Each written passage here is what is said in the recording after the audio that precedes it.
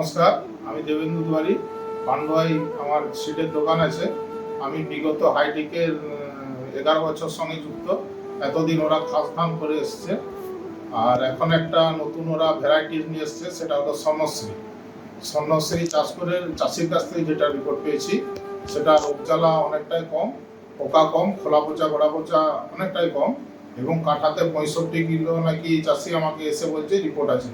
এবং চাষি বলেছে যে আমাকে নাকি ওই বীজটা আনতে, ওই বীজটা পরবর্তীকালে চাষিরা স্বর্ণশ্রী বীজটাই চাষ করবে হাইটেকে। চাষি তো যখন চাচ্ছে তখন তো নিশ্চয়ই ফলন তো বেশি হচ্ছে, যার কারণে তো চাষি আমার কাছ থেকে ওই মালটা নিয়ে আসতে বলছে যে স্বর্ণশ্রী যাতে আমরা বীজ ধানটা পাই, ওইটাই আমরা চাষ করবো। বিদ্যুৎ বাজ, গ্রাম কুন্দপুর, পোস্ট পান্ডুয়া, জেলা বাঁকুড়া। দেবেন্দু দুয়ারির কাছ থেকে এনেছিলাম। ফলন ভালো, রোগ জ্বালাটা কম, এবং মানুষ এতে ফলন দেখে উৎসাহিত হয়েছিল। ফলন ভালো এসেছিল, কাটাতে বস্তা হয়েছিল। পাশাপাশি বলে আমরাও সামনে বছর এই ধানটা করবো।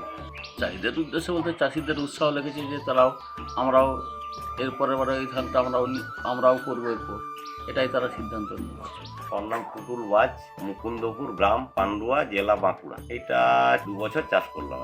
ধান ফলন খুব ভালো। অন্য ধানে যেসব ভোজ টোজ থাকে, মানে গাছ ছোট বড় হয়, সেসব কিচ্ছু নাই। ধান খুবই ভালো হয়েছে। তো রোগ জ্বালাটা কম আছে ধানটা। আমি বীজটা নিয়ে এসেছিলাম পান্ডুয়ায় দিব্যেন্দু দুয়ারির কাছে। বলেছিল খুব ভালো ধান হয়েছে। সবাই জিজ্ঞেস করছিল কোথা থেকে বীজ নিয়েছো। আমি বললাম যে দিব্যেন্দুর কাছ থেকে নিয়েছি। ধানটা খুবই ভালো ধান। হাইটেক স্বর্ণশ্রীর কথা আরো চাষি ভাইদের জানাতে এই ভিডিওটি দ্রুত ছড়িয়ে দিন।